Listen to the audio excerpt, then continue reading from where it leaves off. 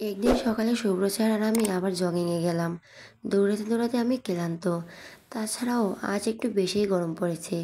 ঘাম ঝরছে মুখ থেকে। আমি থেমে কোমরে হাত দিয়ে হাঁপাতে লাগলাম। স্যার পাশ থেকে তার রুমাল দিয়ে আমার মুখের ঘাম মুছে দিতে লাগলো। আমি তার দিকে তাকালাম আর সাথে সাথে দুজনে একটা লাজুক হাসি দিলাম। কারণ আমাদের দুজনেরই সেই মুহূর্তে কথা মনে আছে, যখন আমি একদিন ছেলের ঘাম মুছে দিয়েছিলাম ওড়না দিয়ে। বাসায় এসে ফ্রেশ হয়ে সবাই নাস্তার টেবিলে গেলাম। আমি মাকে সাহায্য করছি। সবাই খেতে বসে পড়েছে। ডাল ভুনা আর হয়নি, তাই আমি উঠে আনতে গেলাম। কিন্তু আনার সময় ভুলবশত ডালের চামিচটা নিচে পড়ে গেল আর খানিকটা ডালও ছিটকে পড়েছে স্যারের ফুপুর পায়ের কাছে। আমি তাড়াতাড়ি মাপ চেড়ে নিলাম, কিন্তু তার আগে ফুপু চেঁচিয়ে উঠল, একটি সামান্য চামচটাও সামলাতে পারো না? এই মেয়ে সংসার সামলাবে কিভাবে? আমার শাশুড়ি মা তাড়াতাড়ি বলে উঠল, আবা ভুল করে পড়ে গেছে। ফুপু আবার চেঁচিয়ে বলা শুরু করলো, শ্বশুর শাশুড়ির সামনে ভুল হবে কেন? চামচটা পরে কিভাবে শুনি? বেশ লাই দিয়েছে বলেই এমন ভুল করার সাহস পায়। আমার বাড়ি গিয়ে দেখো ছেলের বউকে কিভাবে টাইট দিতে হয়। আমার হাত পা কাঁপতে লাগলো তার কথা শুনে। এভাবে কখনো কেউ আমাকে বলেনি। চোখ ভরে উঠছে পানিতে। আর ফুপু বলেই যাচ্ছে, এই মেয়ে পায়েটা কি শুনি? সেদিন যে পায়েসের এত গুণগান হলো, সেই পায়েস এই মেয়ে শুভ্রকে দিয়ে রাঁধিয়েছে। আমাকে তোমাদের কাজের বুয়া বলেছে। ছি ছি শুভ্র, তোকেও বলি, লজ্জা করে না বউয়ের কাজ করে দিস? পুরুষ মানুষ হয়ে রান্নাঘরে ঢুকোস, আর আমার ছেলেকে দেখ, পানির গ্লাসটাও তুলে খেতে হয় না। সে আর চুপচাপ বসে তীক্ষ্ণ চোখে ফুপুর দিকে তাকিয়ে আছে। এবার ফুপু মার দিকে তাকিয়ে আবার বলতে লাগলো, এত সুন্দর দুধে আলতা গায়ের রং ছেলের জন্য কোথা থেকে একটু ফর্সা বউ আনবে? তা না, শ্যামলা রঙের মেয়ে নিয়ে এসেছো। তার চেহারা যতই ভালো হোক, গায়ের রং তো ফকফকা হতে হবে। আমার চোখ দিয়ে এবার পানি বেরিয়ে গেল। তখনই স্যার উঠে দাঁড়িয়ে রেগে তার হাতের কাছের গ্লাসটা জোরে ফুলের ছুঁড়ে মারল। ভাঙা কাছের শব্দে সবাই ছেড়ে দিকে তাকালো। সে রাগটাকে চেপে শান্তভাবে বলল, দেখো ফুবু, আমার হাত থেকে একটা কাঁচের গ্লাস পরে ভেঙে গেল। এখন আমার এর জন্য কি করবে? কারণ সত্যির হাত থেকে সামান্য একটা চামচ পড়ে যাওয়ার জন্য তুমি যা করলে, তাতে তো আমাকে তোমার ফাঁসিতে ঝুলিয়ে দেওয়া উচিত। কিন্তু আমাকে তুমি কিছু বলবে না কেন? কারণ আমি এই বাড়ির ছেলে বলে আর সত্যি বউ বলে ও একটা সামান্য ভুল করতেই পারবে না। কেন? আমাকে একটু বোঝাও তো। আর কি যেন বললে? আমার লজ্জা পাওয়া উচিত। পুরুষ মানুষ হয়ে রান্নাঘরে যাই, স্ত্রীর কাজে সাহায্য করা লজ্জা না, লজ্জা সেসব পুরুষদের পাওয়া উচিত যারা স্ত্রীদের কাজে সাহায্য না করে। অ্যাকচুয়ালি তারা পুরুষ না, তারা কাপুরুষ, যেমন তোমার ছেলে। আর আমি বিয়ে করেছি একজন জীবনসঙ্গিনী পাওয়ার জন্য, কোনো শপিসের জন্য না যে তাকে ধবধবা ফকফকা হতে হবে। আমার জন্য আমার স্ত্রী এই পৃথিবীর সব থেকে সুন্দরী নারী, যার জন্য আমি সামান্য সাহায্য করা কি চাইলে সারা জীবন বসিয়েও খাওয়াতে পারি। তারপর রেগে গিয়ে হাত মুঠি করে টেবিলে বাড়ি দিয়ে বলল, সুপ্তিকে আমি বিয়ে করে এই বাড়িতে নিয়ে এসেছি। এই বাড়ি ততটাই ওর যতটা আমার। আমার বউয়ের সম্মান আমার সম্মান, আর শুভ্র আহমেদের যে অপমান করবে তাকে সে ছেড়ে কথা বলবে না। বলে চেয়ারে হাত দিয়ে ধাক্কা দিয়ে ফেলে দিয়ে হনন করে অফিসে চলে গেল। ফুপো তো হা হয়ে গেছে, কিছুই মনে হয় না, বুঝতে পারছে না। সামিয়া তার দিকে তাকিয়ে মুখ টিপে টিপে হাসছে। আমার শ্বশুর শাশুড়ির মুখে গর্বের হাসি, আর আমার চোখ দিয়ে এখনো পানি পড়ছে। তবে এই অশ্রু খুশির। আজ সে আবারও আমার মন ছুঁয়ে দিল। সেই প্রথম দিনের মতো বিকেলে ছাদের দোলনায় বসে ছেলের কথা বলা কথাগুলো ভাবছি। অদ্ভুত এক ভালো লাগা কাজ করছে। স্যারের ফুপু একটু আগে চলে গেছে, মুখ ফুলিয়ে কেউই তাকে আটকানোর চেষ্টা করেনি। তবু আমি আটকাতে গিয়েছিলাম। ফুপু আমার দিকে তাকে কিছু না বলেই যেতে থাকে। আরেকবার আটকাতে যাব, কিন্তু স্বামী আমার হাত ধরে আটকে রাখে। স্যার আজ খুব রেগে গিয়েছিল। সকালের নাস্তাটাও তো করেনি, আর আমি নিশ্চিত দুপুরেও কিছু খাইনি। স্যারের মাথা ঠান্ডা করার আগেই আমার মাথায় একটা আইডিয়া আসলো। স্যার বাসায় আসলো রাত 9টা বাজে, দেখেই বোঝা যাচ্ছে এখনও মেজাজ গরম। আবার খাবারও খায়নি। সে ফ্রেশ হয়ে বের হতেই আমি তার হাতে টেনে তাকে ছাদে নিয়ে আসলাম। স্যার বারবার বলছিল তার ভালো লাগছে না ছাদে কেন নিয়ে যাচ্ছে, কিন্তু ছাদে এসে চুপ হয়ে গেল। কারণ আকাশে বিশাল বড় একটা চাঁদ উঠেছে, তার আলোয় সব কিছু খুব সুন্দর লাগছে। আমি গিয়ে ছাদে সুইমিং পুলে পা ডুবিয়ে বসলাম। তারপর স্যারকে ইশারা করলাম এসে বসার জন্য। স্যার কোমরে দুহাত দিয়ে অন্যদিকে তাকিয়ে একটা মুচকি হাসি দিয়ে ঠিক আমার পাশে এসে বসলো পা ডুবিয়ে। তাদের বিশাল প্রতিবিম্বী সুইমিং পুলের পানিতে পড়েছে। ঠান্ডা পানিতে আমার পা ডুবিয়ে বসে আছি। ছাদের খোলা বাতাসে আমাদের চুল উঠতে লাগলো। কিছুক্ষণ পর আমি স্যারকে জিজ্ঞেস করলাম, আজকে আপনি সারাদিন কিছু খাননি তাই না? আমার কথা শুনে স্যার আবার গম্ভীর হয়ে গিয়ে অন্যদিকে তাকালো। আর আমি স্যারের মুখের সামনে তুলে ধরলাম এক বাটি নুডলস। স্যারের বাটির দিকে নজর যেতেই আবেগী চোখে আবার আমার দিকে তাকালো। আমি চোখ দিয়ে ধরার ইশারা করতেই স্যার বাটি হাতে নিয়ে খুশিতে আপ্লুত হয়ে গেল। তারপর ডান হাতে বাটি ধরে বাম হাত দিয়ে আমার একটি হাত তার কোলে টেনে বলল, জানো সত্যি, তোমার এই নুডলস আমি কত মিস করেছি। সেদিনের পর থেকে আমি আর কারোর হাতে নুডলস খাইনি। নুডলস দেখলে আমার শুধু তোমার কথা মনে পড়তো। আমি তাকে বললাম, এখন কি শুধু কথাটা বলবেন নাকি খাবেনও? স্যার একটা মিষ্টি দিয়ে দিয়ে আমার হাতে বাটি দিয়ে বলো, তুমি খাইয়ে দাও না। আমি একটা লাজুক হাসি দিয়ে স্যারকে খাইয়ে দিতে লাগলাম। আর স্যার আমার দিকে তাকিয়ে রইল। খাওয়ার মাঝখানে আমি তার মুখের সামনে নুডলস সহ চামচ নিতেই স্যার আমার হাত খপ করে ধরে ঘুরিয়ে আমার মুখে খাইয়ে দিল। এভাবে চলতে লাগলো আমাদের নুডলস খাওয়া। খাওয়া শেষে আমি বাটিটা সাইডে রাখতে নিলাম আর স্যার আমার ওড়না দিয়ে মুখ মুছতে লাগলো। আমি ঘুরে অবাক চোখে তাকাতেই আমার দিকে ভুরু নাচিয়ে ইশারা করলো, কি? তারপর মুচকি হেসে অন্যদিকে তাকালাম। আমরা অনেকক্ষণ গল্প করলাম। হঠাৎ স্যার আমার কাঁধে মাথা রাখলো। আমি সাথে সাথে কেঁপে উঠলাম। কিছুক্ষণ পর স্যার আমার একটা হাত তার হাতের মুঠিতে নিয়ে বলল, জানো সত্যি, আমার না চাঁদ খুব ভালো লাগে। আগে প্রতিদিন চাঁদ উঠলে আমি একবার না একবার ছাদে এসে দেখতাম। আমি বললাম, এখন প্রতিদিন দেখেন না? স্যার মাথা তুলে আমার দিকে তাকিয়ে বলল, না, এখন আমার কাছে এর থেকেও সুন্দর চাঁদ আছে, যাকে আমি প্রতিদিন রাতে ঘুমানোর পর মন ভরে দেখি। আমি লজ্জা পেয়ে তার চোখের দিকে তাকাতেই আটকে গেলাম। খোলা আকাশের নিচে জ্যোৎস্না রাতে শীতল হওয়ায় আবারও আমাদের চোখে চোখে যেন কথা হতে লাগলো, কোনো এক অব্যক্ত কথা। একদিন বিকালে আমার বড় বোনের মেয়ে আসলো। এইবার 3 বছরে পড়েছে। অনেক কিউট, কেমন ভাঙা ভাঙা কথা বলে, খালামণি খালামণি করে নাকি পাগল হয়ে যাচ্ছিল। তাই ভাইয়া নিয়ে এসেছে। কিন্তু এখানে এসে সে খালুর জন্য বেশি পাগল হয়ে গেছে। খালামণির কথা আর মনেই নেই। আর শুভ্র স্যারও একদম যেন মিশে গেছে ওর সাথে খেলায়। এত এত আদর করেছে, সে আরও খুশি খুশি ওকে পেয়ে। স্যার যে এত বাচ্চা পছন্দ করে তা তো আমি জানতামই না। আমি হলের সোফায় বসে বসে দূর থেকে তাদের খেলা দেখছিলাম। এমন সময় আমার শাশুড়ি মা এসে আমার পাশে বসো শুভ্র ছেলের দিকে তাকিয়ে বলো, ওই শুভ্র না বাচ্চা দেখলে একবার পাগল হয়ে যায়, খুব পছন্দ করে বাচ্চা পোলাপান। তারপর আমার দিকে তাকিয়ে হেসে বলো, বৌমা, এবার আমার শুভ্রকে ওর নিজের একটা বাচ্চা এনে দাও। আমার এখন নাতি নাতির মুখ দেখি। মার কথা শুনে আমি বেশ লজ্জা পেলাম। স্যারও তখন এখানে আসছিল। মা শেষের কথাগুলো শুনে আমার সাথে চোখে চোখ পড়তেই সেও লজ্জা পেয়ে আর আগালো না, চলে গেল। স্যার সেদিনের পর থেকে কয়দিন পর পরই বায়না ধরে আমার হাতে নুডলস খাওয়ার। যখন তখন বলবে, সত্যি নুডলস বানিয়ে নিয়ে আসো তো প্লিজ। আমার আর কি করার, আমাকেও বানিয়ে আনতে হয়। কিন্তু এখন অ্যাডভান্স যোগ হয়েছে, আমাকে খাইয়েও দিতে হবে। স্যার আমাকে একটা কমলার খোসা ছাড়িয়ে দিতে বলে বিছানায় হেলান দিয়ে ফোন টিপছিল। আমার একটু দুষ্টামি করতে মন চাইলো। আমি চুপি চুপি তার চোখের সামনে একটা কমলা ধরে রস ছিটিয়ে দিলাম। স্যার ধরফড়িয়ে বসে পড়ে হাত দিয়ে চোখ কসলাতে লাগলো। আর আমি হাসতে হাসতে পাগলের মতো এক পা বাড়তেই পেছন থেকে হাতে একটা হেঁচকা টান অনুভব করে গিয়ে পড়লাম স্যারের উপর। আমি ওঠার চেষ্টা করছি, কিন্তু স্যারও শয়তানি হাসি দিয়ে আমাকে হাত দিয়ে শক্ত করে আঁকড়ে ধরে ঘুরে তার নিচে আমাকে ফেলে আমার হাত বিছানার সাথে আমি ছোটার জন্য আপ্রাণ চেষ্টা করছি। আর স্যার আমাকে দেখে যাচ্ছে এক দৃষ্টিতে। আর আমি বলছি, আর করব না, এই কান ধরছি, প্লিজ ছাড়ুন। আমি ভর্তা হয়ে গেলাম। না, আমার কোনো কথা মনে হয় না, তার কানে ঢুকছেই না। কী রে বাবা, চোখ খুলেই ঘুমিয়ে গেলেন না তো? স্যার এবার আস্তে আস্তে তার মুখ আমার খোলা চুলের কাছে এনে ঘেরা নিতে লাগলো। আমার বুকের ভেতর যেমন কেউ হাতুড়ি দিয়ে পেটাচ্ছে, ধক ধক করেই যাচ্ছে। কি করে নিজেকে ছুটাই, হাত থেকে কিছুই আগলা হয়ে গেল।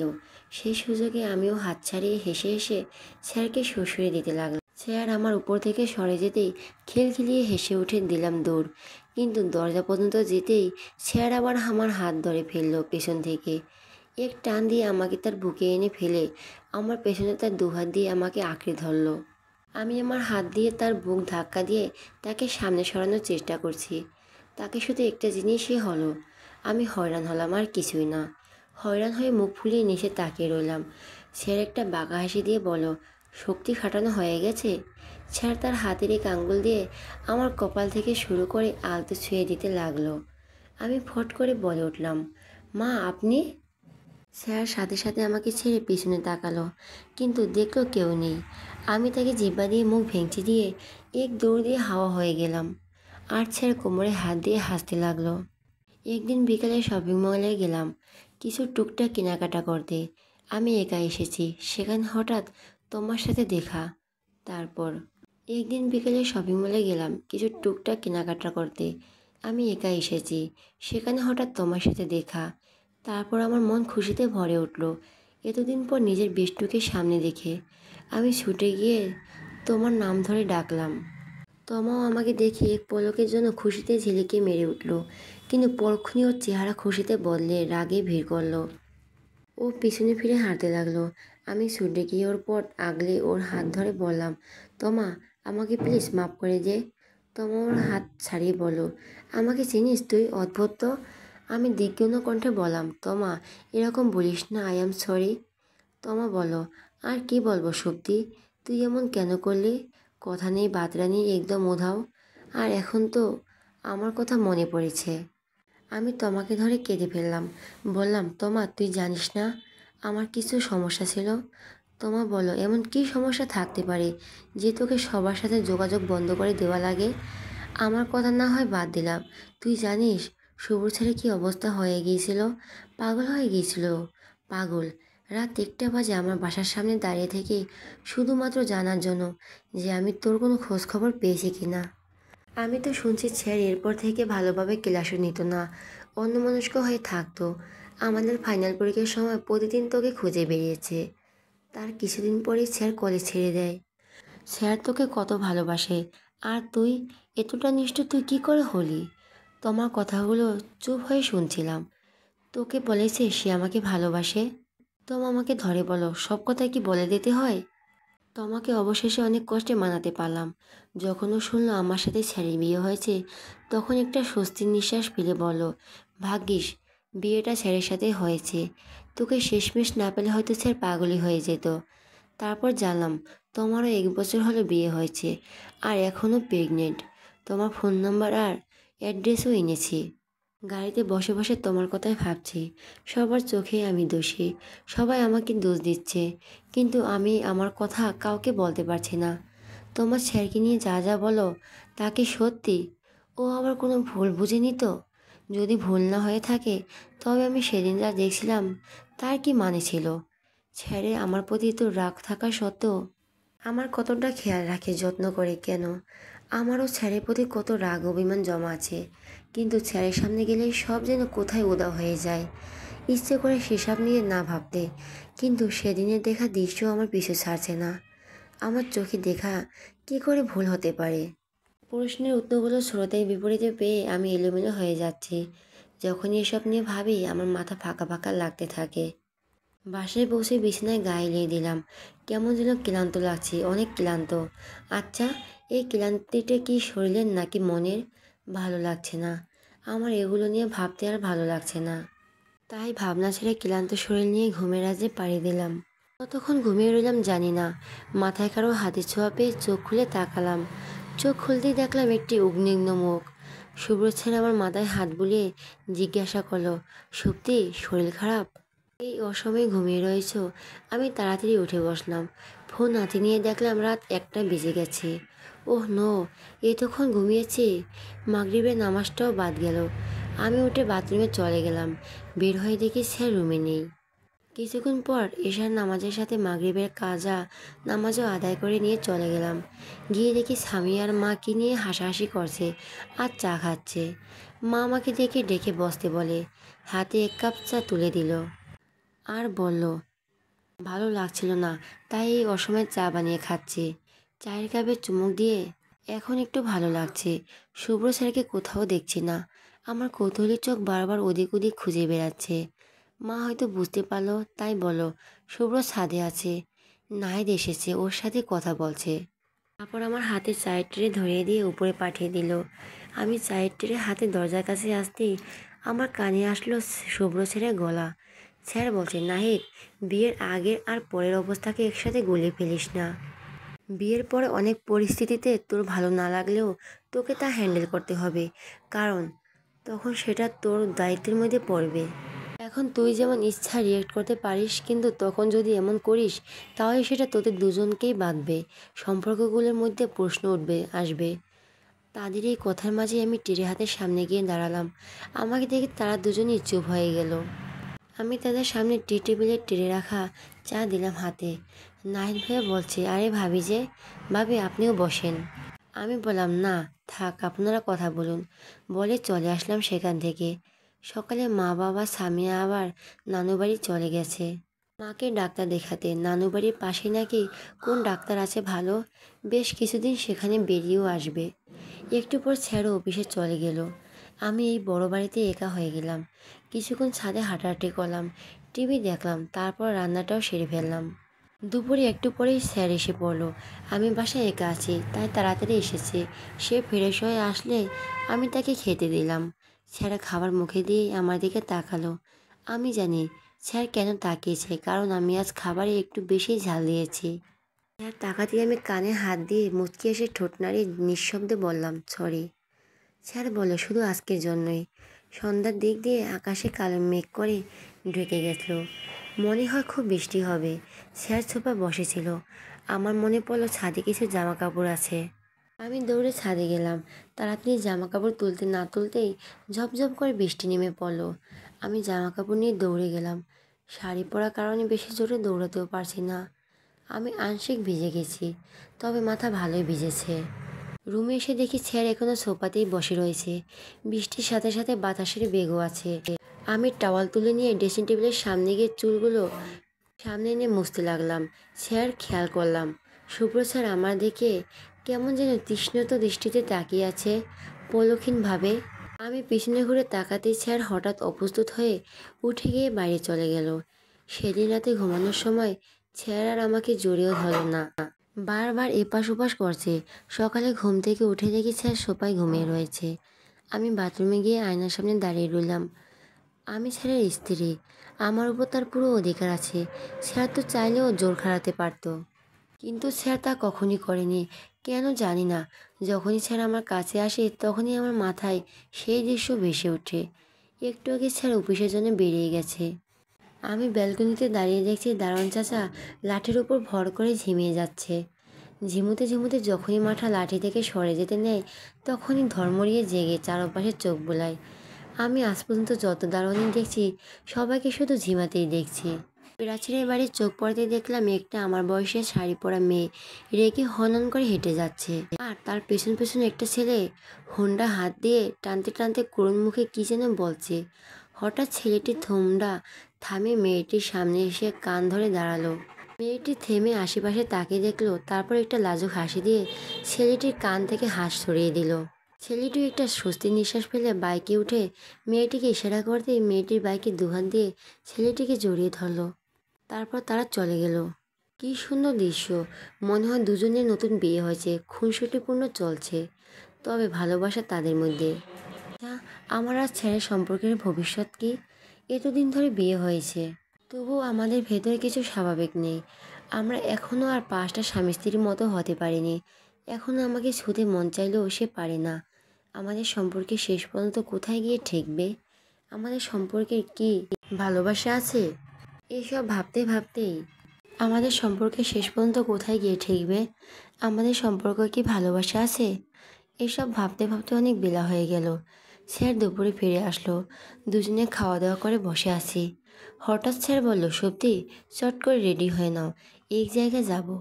ঘুরতে যাওয়ার কথা শুনে তো আমি সেই খুশি। তাড়াতাড়ি একটা কচু পাতা রঙের শাড়ি পরে নিলাম। স্যার আজকে ব্ল্যাক টি শার্টের উপর একটা বেয়ান কালারের জ্যাকেট পরেছে, যার হাতে সামান্য উপরে তুলে রেখেছে। সানগ্লাসটার সামনে টি শার্টের বুকে ঝুলিয়ে রেখেছে, সাথে অ্যাশ কালারের জিন্স, হাতে দামি ব্র্যান্ডের ঘড়ি, পায়ে হোয়াইট কেস। স্যার আয়নার সামনে দাঁড়িয়ে হাত দিয়ে চুলগুলো পেছনে নিতে নিতে বলল, কি ম্যাডাম, আজকে নিরীক্ষণ করা হয়েছে? তো এবার চলুন বেরিয়ে পড়ি। আমি অপ্রস্তুত হয়ে মুখটা ঠিক করে বেরিয়ে পড়লাম আগে আগে। আর ছেড়ে একটা মুচকি হাসি দিয়ে গাড়ির চাবি নিয়ে পেছনে পেছনে আসতে লাগলো। আমি গাড়ির সামনে গিয়ে দাঁড়িয়ে পেছনে ফিরে তাকালাম স্যার আসছে কিনা দেখার জন্য। পিছনে তাকিয়ে আমার চোখ আবার আটকে গেল। স্যার বাইরে সিঁড়ি দিয়ে দৌড়ে দৌড়ে নামছে। তার চুলগুলো হালকা উঠছে। শেষের সিঁড়িটা পা রাখতে রাখতে সানগ্লাসটা টি শার্ট থেকে বাম হাত দিয়ে টেনে বের করে চোখে পড়ে আমার দিকে তাকিয়ে মিষ্টি হাসি দিল। আমার বুকের ভিতর ধক করে উঠল তার এত সুন্দর হাসি দেখে। আমি তাড়াতাড়ি চোখ ফিরে গাড়ির দরজা খুলে বসে পড়লাম। না, এ তো তাকিয়ে থাকা যাবে না। আমি মেয়ে হয়ে এত তাকিয়ে থাকবো কেন? এমনিতেই একবার লজ্জা পেলাম। স্যার কি আজ কোনো অডিশন নিয়ে যাচ্ছে? নাহলে একেবারে হিরোদের মতো এত সুন্দর লাগছে কেন? স্যার আমার পাশে গাড়ির দরজা খুলে এক হাত গাড়ির দরজার উপর আর এক হাত রুফটপে রেখে ঝুঁকে বলল, বের হয়ে আসুন ম্যাডাম, আজ কারে করে যাব না। আমি জিজ্ঞাসা করলাম, তাহলে কি দিয়ে যাব? স্যার হাত দিয়ে সামনে ইশারা করলো, তাকিয়ে দেখো, খুব সুন্দর একটা বাইক। দেখে বললাম, আপনি বাইকও চালান? স্যার হেসে জবাব দিল, কলেজে থাকতে প্রচুর চালাতাম, এখন অনেক দিন ধরে চালানো হয়নি। স্যার গিয়ে সেখানে বয়ে বাইক স্টার্ট দিয়ে আমাকে ঘাড় নাড়িয়ে ইশারা করলো বসার জন্য। আমি আস্তে আস্তে উঠে বসলাম। স্যার কি আজ আমাকে মারা প্ল্যান করছে? এমনিতেই তাকে এত সুন্দর দেখায়। আমার বুকের ভেতর হাতুড়ি পেটানো শুরু হয়ে গেছে। আর এখন আবার বাইকের এত কাছে। আমি বসেছি তো ঠিক আছে, কিন্তু বুঝতে পারছি না ছেড়ে কাঁধে হাত রাখবো কি না। খুবই লজ্জা লাগছে, কেমন যেন লাগে। আমি দ্বিধায় ভুগতে ভুগতে লজ্জায় হাত দিয়ে কাঁধের সামনে থাকা চুলগুলো গুজিয়ে চোখ নামিয়ে আস্তে আস্তে হাত তার কাঁধে রেখে দিলাম। স্যার বাইকের মিরর আমার দিকে তাকিয়ে একটা মুচকি হাসি দিয়ে চালানো শুরু করলো। স্যারের কাঁধে হাত রাখায় আমার মনে হচ্ছে আমি কারেন্টের প্লাগে হাত রেখেছি। শরীর দিয়ে যেন 440 ভোল্টের কারেন্ট প্রবাহিত হচ্ছে। স্যারের চুলের ঘ্রাণটাও আমার নাকে আসছে। আচ্ছা, স্যার কী শ্যাম্পু ব্যবহার করে যে এত সুন্দর ঘ্রাণ? জানলে আমিও একটু দিতাম। স্যার একটা ফাঁকা রাস্তা দিয়ে বাইক চালাচ্ছে। চারপাশে সবুজ গাছপালা, কী সুন্দর হিমশীতল হাওয়া। আর আমি বসে আছি শুভ্র স্যারের পেছনে। সব কিছু মিলিয়ে একটা দারুণ অনুভূতি, ভাষায় প্রকাশ করা যাবে না। এই পথ যদি না শেষ হয়। স্যার একটা লম্বা ব্রিজের উপর বাইক থামালো। আমি নেমে ব্রিজের নিচে পানি দেখছিলাম। কী সুন্দর নদীর পানি, হালকা হালকা ঢেউ হচ্ছে মাঝে মধ্যে। খুব বাতাস এখানে। চুলগুলো ঠিক রাখতে পারছি না, বারবার সামনে এসে পড়ছে। তাই এক হাত দিয়ে সামনের চুল কানে গুজে ধরে রাখলাম আর উপর হয়ে নিচে তাকিয়ে পানি দেখছিলাম। স্যার আমার পাশে এসে ব্রিজের গায়ে পিঠ ঠেকিয়ে বুকে হাত গুজে বলল, কি ভালো লাগছে? আমি ভুরু নাচিয়ে খুশি হয়ে বললাম, খুব খুব। ব্রিজটা অনেক বড়, সাইড দিয়ে ভ্যান গাড়ি আর অনেক জিনিস নিয়ে এসেছে। তাকিয়ে দেখলাম আমাদের মতো আরও অনেকেই ঘুরতে এসেছে। স্যার আমার হাতের দিকে তাকিয়ে বলল, আজ তুমি চুরি পরোনি? আমি হাতের দিকে তাকিয়ে অবাক হলাম। সত্যিই তো। স্যারের দিকে তাকিয়ে থাকতে থাকতে আমার চুরি পরার কথা একদমই মনেই ছিল না। হঠাৎ স্যার আমার হাত ধরে রাস্তা পার করে একটা ছোট্ট ভ্যান গাড়ির সামনে নিয়ে আসলো। আমি তাকিয়ে দেখলাম সেখানে অনেক রঙের চুড়ি আছে। স্যার তার নিচের ঠোঁট কামড়ে ভুরু কুঁচকে কিছুক্ষণ তাকিয়ে দেখলো সব চুড়ি। তারপর তার মধ্যে থেকে লাল রঙের কিছু কাচের চুড়ি নিয়ে আমার হাতে পরিয়ে দিতে লাগলো, খুব যত্ন করে। আমি শুধু স্যারের মুখে তাকিয়ে আছি আর স্যার আমার হাতের দিকে তাকিয়ে পড়াচ্ছে। হঠাৎ আমার দিকে তাকিয়ে চোখ চোখ পড়ায় নিচের ঠোঁটটা হালকা কামড়ে ধরে ভুরু নাচিয়ে ইশারা করলো, কি? আমি লজ্জা পেয়ে মাথা নাড়িয়ে না বলে চোখ নিচে নামালাম। চুরি পড়ানো শেষে স্যার আমাকে জিজ্ঞাসা করলো, কিছু খাবে? তখনই দেখলাম আমাদের সামনে দিয়ে হাওয়াই মিঠাইওয়ালা যাচ্ছে, কাঁধে এতগুলো হাওয়াই মিঠাই ঝুলিয়ে। আমি লাফ দিয়ে স্যারকে বললাম, হাওয়াই মিঠাই খাবো। স্যার একটা কিনে এনে আমার হাতে ধরিয়ে দিল। আমি পেয়ে তাড়াতাড়ি খেতে শুরু করলাম, কিন্তু বাতাসের কারণে সব আমার নাকে মুখে লেপ্টে যাচ্ছে। তাই অবস্থাতে খেতে খেতে বললাম, স্যার আপনি খাবেন না? স্যার আমার নাকের ঠোঁট লেগে থাকা হাওয়াই মিঠাই হাত দিয়ে সরাতে সরাতে মুচকে এসে বলল, সত্যি খাবো? আমি লজ্জা পেয়ে অন্যদিকে ঘুরে গেলাম। খাওয়া শেষে আবার আমাদের চলতে লাগলো বাইকের লং ড্রাইভ। স্যার বাইকটা হঠাৎ থামাতে দেখলাম আমাদের বাড়ির সামনে আসছে। আমি বাইক থেকে নেমে অবাক হয়ে বললাম, স্যার এখানে হঠাৎ? স্যার বাইক থেকে নেমে বলল, আরে শ্বশুরবাড়ি এসেছি, হঠাৎ আবার কি? বলে আমার গাল টেপে দিল। আমি স্যারের পেছন পেছন গেলাম। আমাদের দেখে তো সবাই মহা খুশি। ভেতরে গিয়ে বুঝতে পারলাম আমরা যে আসবো তা সবাই আগে থেকেই জানে। তার মানে স্যার শুধু আমাকে বলেনি। রান্নাঘর থেকে বাহারি রঙের সুগন্ধি বের হচ্ছে। বাবা আর ভাইয়া স্যারের সাথে সোফায় বসে গল্প করছে। আমি চট করে রান্নাঘরে গিয়ে দেখি মা আর ভাবি ধুমচে রান্না করছে। অবশ্য রান্না প্রায় শেষের দিকে।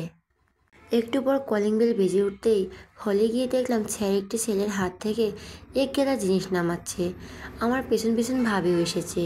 কাছে গিয়ে ভালো করে দেখতেই আমার চোখ চড়ক গাছ।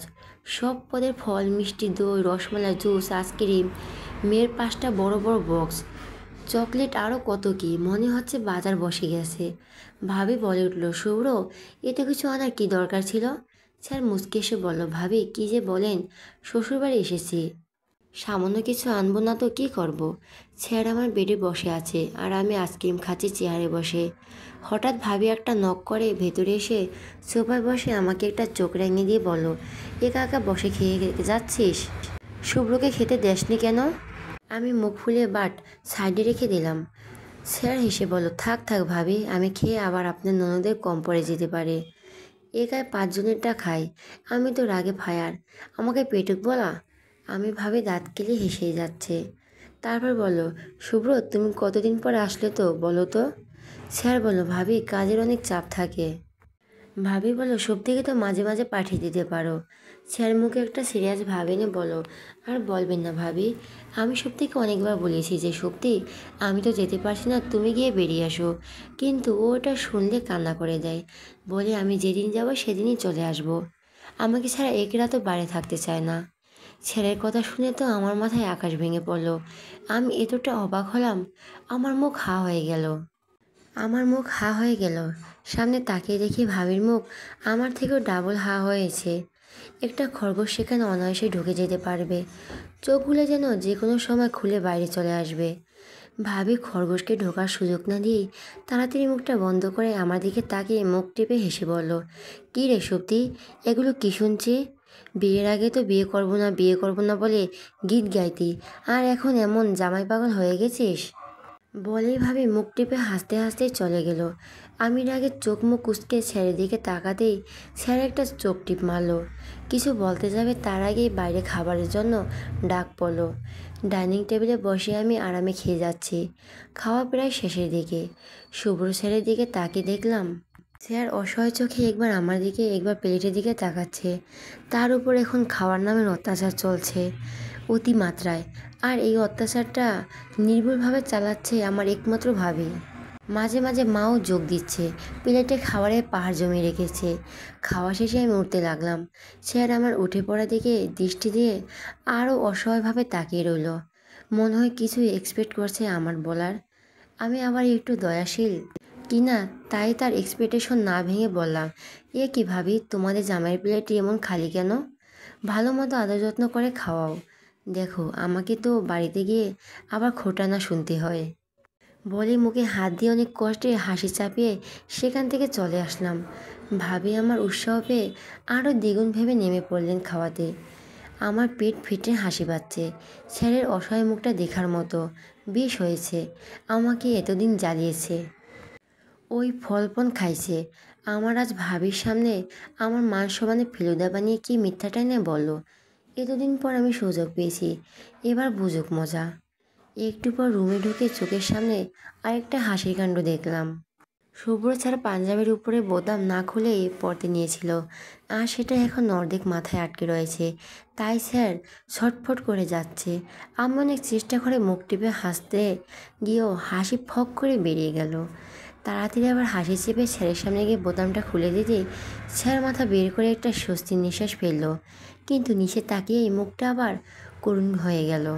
আমি আর হাসি চাপিয়ে রাখতে পারলাম না, খিলখিল করে হেসে দিলাম। স্যার কোনো বাড়তি জামা কাপড় না আনায় স্যারকে বাবার পাঞ্জাবি পরতে দেওয়া হয়েছে। কিন্তু বাবার পাঞ্জাবি না দিয়ে তো ভাইয়ারটাও দিতে পারতো। সেসব কথা না ভেবে বরং হাসির কথাটাই ভাবি। স্যারের গায়ে বাবার পাঞ্জাবিটা সাংঘাতিক ঢোলা হয়েছে। স্যারকে দেখতে পুরো কার্টুনের মতো লাগছে। আমি মুখে হাত দিয়ে হেসেই যাচ্ছি। হঠাৎ স্যার পাঞ্জাবি খুলে খালি গায়ে আমার কোমরে হাত দিয়ে একদম কাছে টেনে নিল। স্যারের উন্মুক্ত বুকের সাথে মিশে আমার হাসি একদম থেমে গলা শুকিয়ে আসলো। স্যার আমার দিকে বাঁকা চোখে তাকিয়ে বলল, খুব হাসি পাচ্ছে তাই না? আমাকে তখন খাবার টেবিলে অপদস্থ করে মনে করেছো পার পেয়ে যাবে? আমি স্যারের কথা শুনে একটা ঢোক গিললাম। হঠাৎ স্যার আমাকে খুব গভীরভাবে জড়িয়ে ধরে আমার ঘাড়ে একটা গভীর চুমু খেলো। আমি কেঁপে উঠে এক হাত দিয়ে শাড়ি আর এক হাতে ছেদের পিঠ খামচে ধরলাম। আমাকে এই অবস্থা থেকে মুক্ত করলো ভাবে। দরজার কড়া নেড়ে ক্রমাগত ডাকছে। স্যার আমাকে আস্তে আস্তে ছেড়ে দিলে আমি দরজা হালকা খুলে দাঁড়ালাম। ভাবি বলো, এই নে ধর তোর ভাইয়ের টি শার্ট। তখন ভুল করে তোর ভাইয়ের পাঞ্জাবি মনে করে বাবার পাঞ্জাবি দিয়ে দিয়েছিলাম। এই বলে ভাবি চলে গেল। আমি টি শার্টটা লাজুক চোখে না তাকিয়ে স্যারের দিকে বাড়িয়ে দিলাম। স্যার একটা মুচকি এসে হাত বাড়িয়ে নিয়ে ওয়াশরুমে চলে গেল। আমার কেন জানি খুবই লজ্জা লাগছে, ছেলের দিকে তাকাতেও পারছি না। রাতে আমি আগে ঘুমিয়ে গিয়েছিলাম, কিন্তু ঘুমের চোখে বুঝতে পারছিলাম স্যার আমাকে কপালে একটা ভালোবাসার পরশ দিয়েছে। পেছন থেকে শক্ত করে জড়িয়ে ধরে শুয়ে পড়ল। আমাদের বাসা থেকে তার পরের দিন সকালে চলে আসলাম।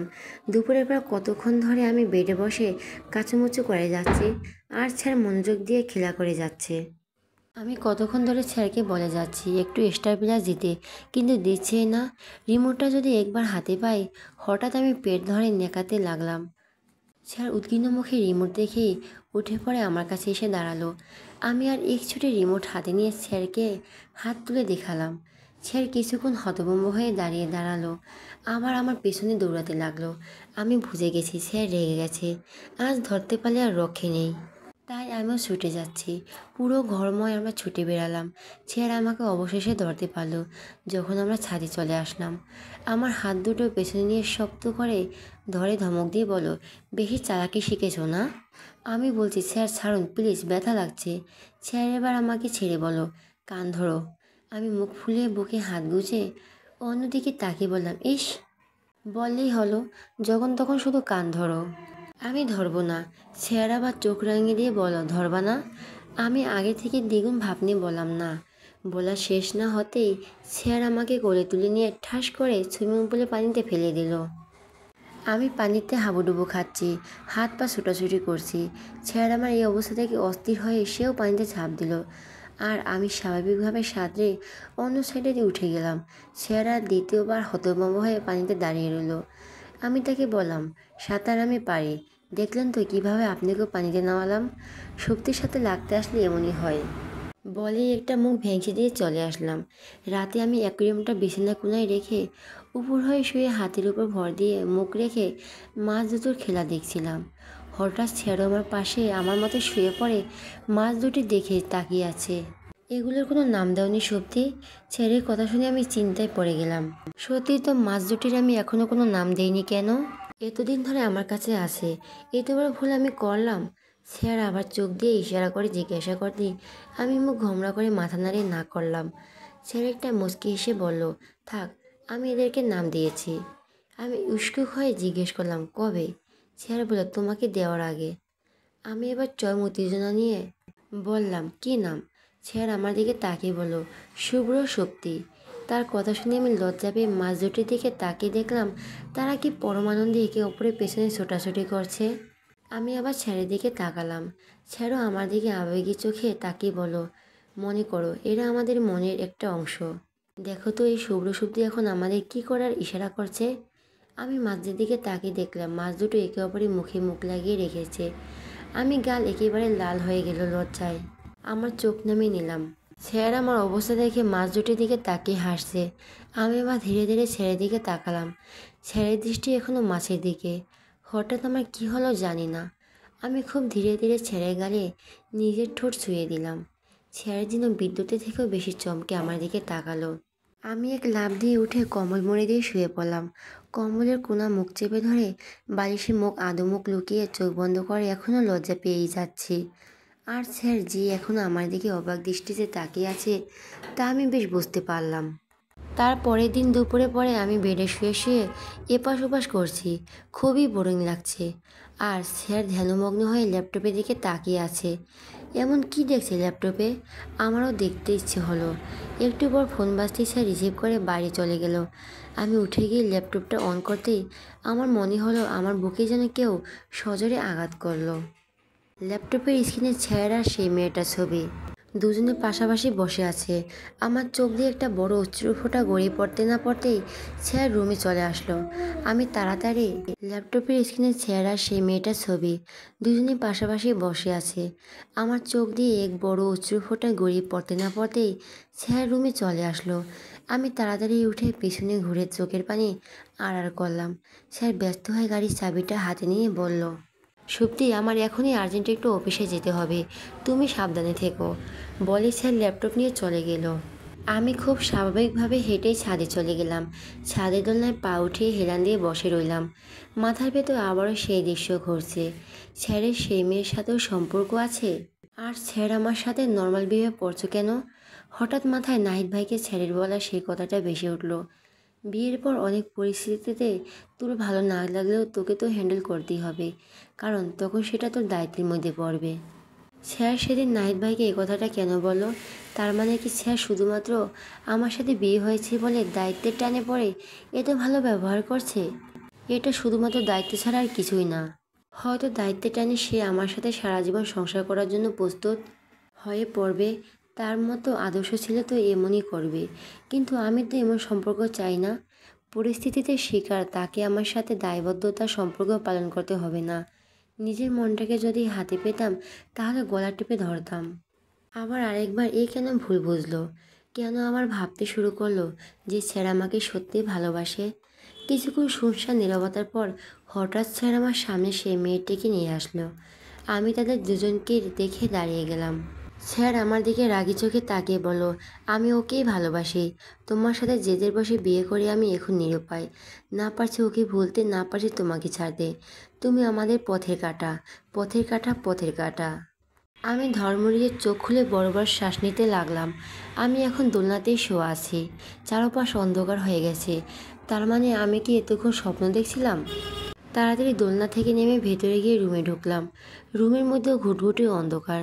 আমি লাইট জ্বালাতে যাব তার আগে রুমে আলোকিত হয়ে উঠল রং বেরঙের লাইটিংয়ে। পুরো রুম ফুল দিয়ে সাজানো হয়েছে। ক্যান্ডেলও জ্বালানো রুমে। এই রুমে এক মায়াবী পরিবেশ সৃষ্টি হয়ে রয়েছে। একটু পর তার মধ্যে থেকে শুভ্রসের একটা ব্ল্যাক কালারের শার্ট গায়ে বেরিয়ে এলো হাসি মুখে। আমি হতভম্ব হয়ে সব দেখেই যাচ্ছি।